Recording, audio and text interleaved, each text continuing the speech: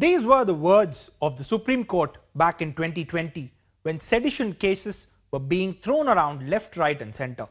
4 years later, anti-national is still in the spotlight, with states holding the torch and guiding us towards its absolute meaning.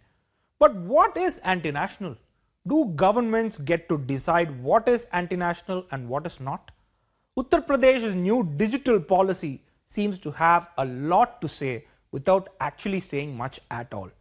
The policy introduces a clause for legal action against agencies or firms that upload any objectionable content on social media platforms. What is considered objectionable? No answer.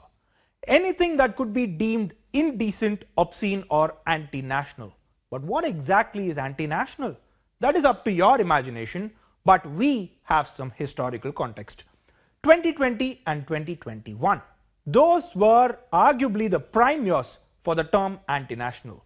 From Jammu and Kashmir split to the CAA protests and the farmers' protests, it became the go-to label for anyone who did not fit the narrative.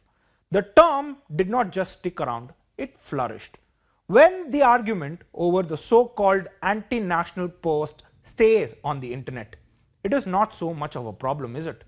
The actual problem begins when the sentiment is transferred to the ground, more so when governments start making policies based on a term that is not so well defined.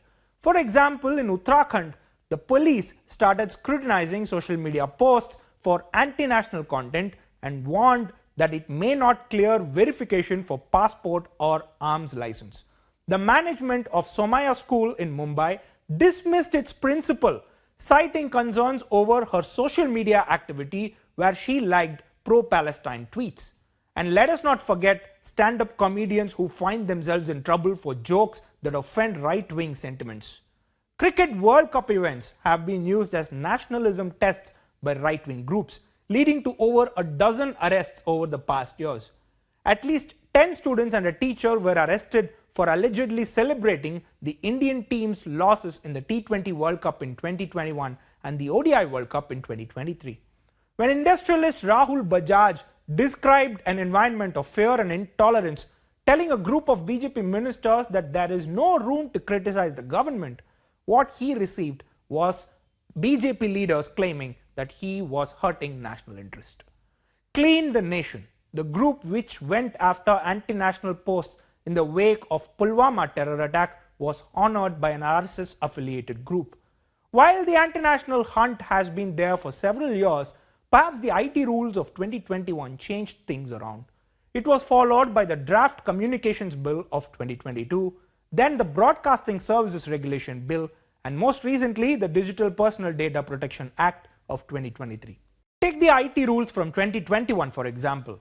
It has rules that control digital news media and let the government block, delete or change any news it does not like. And there is a 3-level complaint system with the final decision made by a government group without any judges involved. Coming back to Uttar Pradesh, the policy has both carrots and sticks. You play nice and promote the government schemes and achievements on social media, you could earn yourself a nice paycheck, it seems, up to 5 lakh rupees per month for top tier content creators for social media posts. For YouTube videos, shorts and podcasts, payments range from 4 lakh rupees to 8 lakh rupees per month depending on subscribers and followers. It is the message that the policy sends across that sets a dangerous precedent. Reward for praise and based on incidents from the past, punishment for non-compliance to ideology. Once again, define anti-national.